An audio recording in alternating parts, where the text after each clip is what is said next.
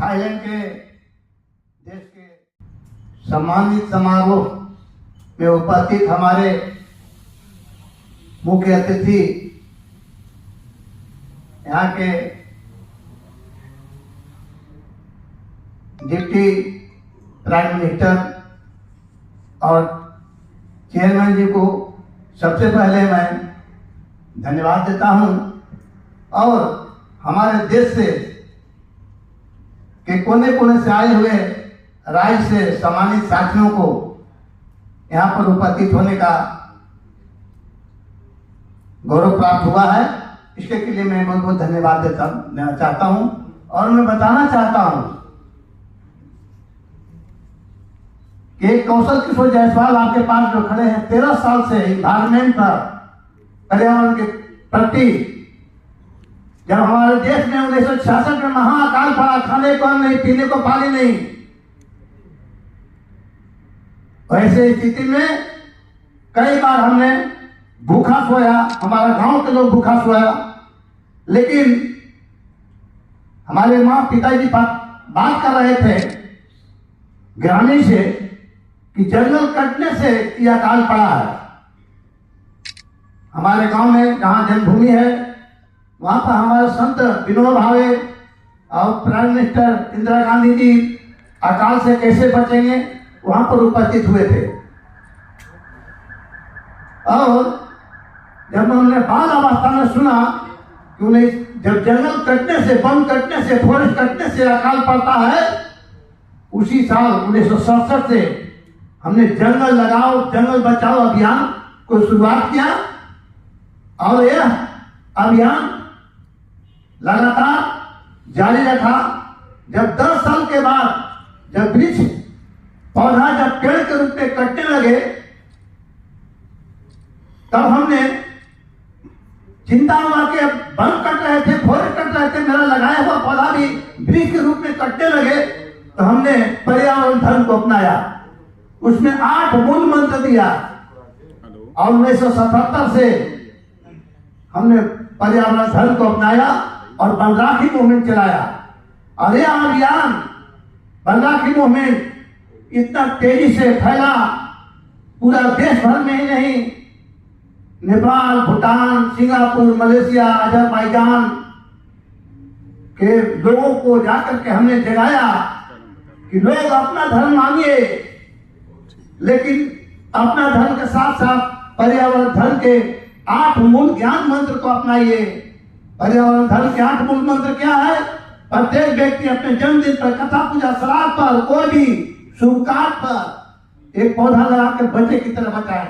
दूसरा, कोई लाचार बीमार व्यक्ति अगर एक्सीडेंट दुर्घटना हो गया है तो उसको जान बचाने का काम करें। तीसरा, जल, जंगल, जमीन, जानवर, पक्षी और प्रकृति को बचाने का उद्देश्य है और इसी उद्देश्य को चलाए हुए उद्देश्य को आज अमेरिका के नील ओब्रेन, बेली ओब्रेन ने हमारे जीवनी के बारे में new found out GK CBSE board के 8वां क्लास में, आईसीएसई बोर्ड के 6ठा क्लास में झारखंड मैन और मिशन कौशल किशोर जायसवाल की जीवनी की पढ़ाई 2010 से बच्चे लोग के दी जाती है। और मैं बताना चाहता हूं कि एक दिन ये सब तैयार नहीं हुआ। मैं सबसे आग्रह करना चाहता हूं कि जिस तरह से ये 70 वर्ष का आयु हमने पर्यावरण के प्रति पूरा बाल अवस्था से लेकर बुढ़ापे तक समर्पित कर दिया, आप लोग भी एक एक पौधा लगा करके बचाने का काम कीजिए। क्योंकि पूरी दुनिया में प्रदूषण की आग लगी है, वह आग पानी से नहीं बुझेगी, शुद्ध हवा से बुझेगी।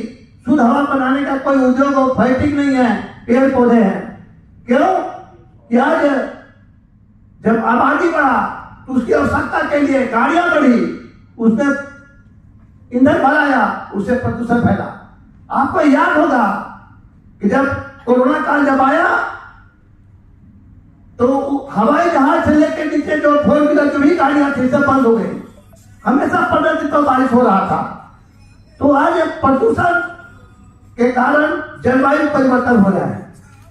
आज जलवायु परिवर्तन होने के कारण आज गर्मी के दिन में China, Brazil, Dubai, Oman England, ये सब देश में गर्मी के दिन में इतना बारिश हो रहा है कि गांव तो गांव, शहर भी जलमग्न हो रहे हैं। कहाँ कमी हुआ है? तो हमने जलवायु परिवर्तन की ओर हम लोग चल दिए हैं। हमारा आने वाले पीढ़ी के क्या जवाब मिलेगा? क्योंकि मानवीय भूलों के कारण धरती के कई जीव समाप्त हो गए, जैसे डायनासोर कई समाप्ति के कगार पर हैं। अकेले भारत में 1372 प्रजाति के पौधे असुरक्षित और संकट से गुजर रहे हैं।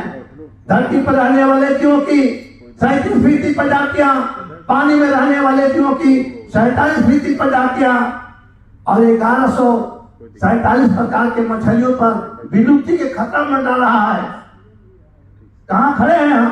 आने वाले पीढ़ी को क्या जवाब देंगे? इसलिए सोचो, साथ क्या ले जाएंगे?